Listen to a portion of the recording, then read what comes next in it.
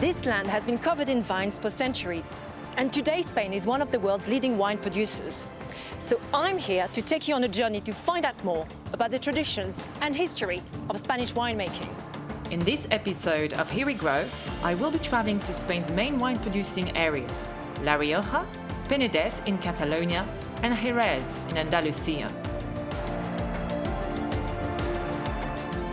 This is La Rioja.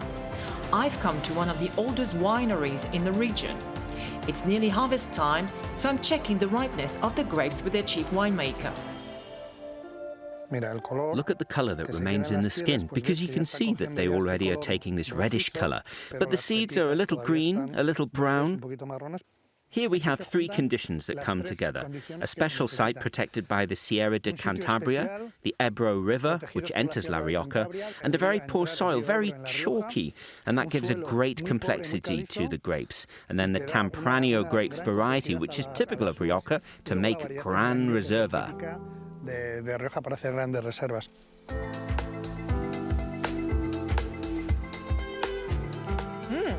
Very sweet. After the grapes are picked, crushed and macerated, the wine produced will rest in oak barrels for years.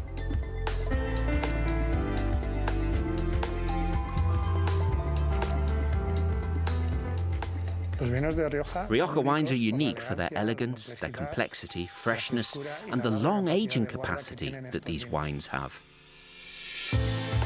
I'm now heading to the area of Penedès in Catalonia to find out more about another famous Spanish wine, Cava. Sant Sadurní d'Anoia is the Cava capital, home to more than 80 producers. I'm visiting Freixenet, one of the world's largest producers of sparkling wines, and still a family-owned business.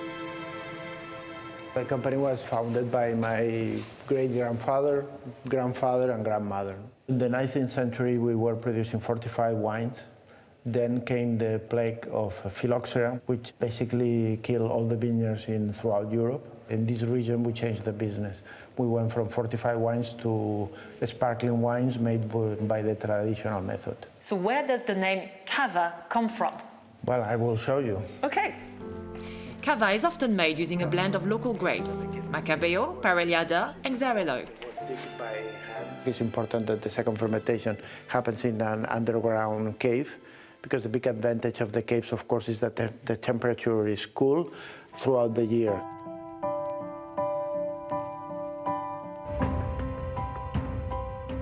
I'm now much further south to talk about a type of wine that is completely different from the other two, but equally as famous. Sherry, one of the oldest wines in the world. I'm in Jerez De La Frontera, within the so-called Sherry Triangle. What's unique about this place is the soil.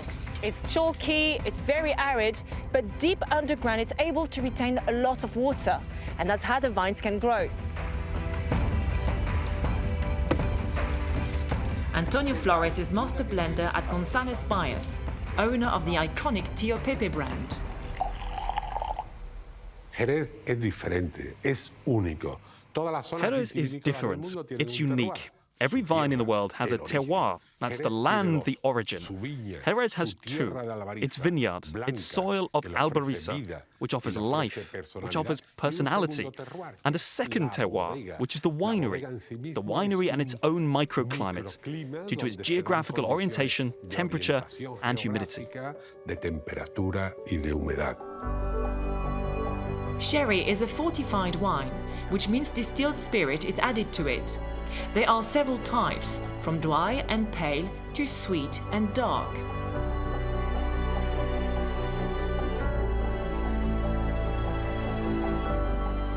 Well, it's been an epic journey with so much learned about Spain's history through the diversity of its wines. Join us soon for another episode of Here We Grow. Hasta luego!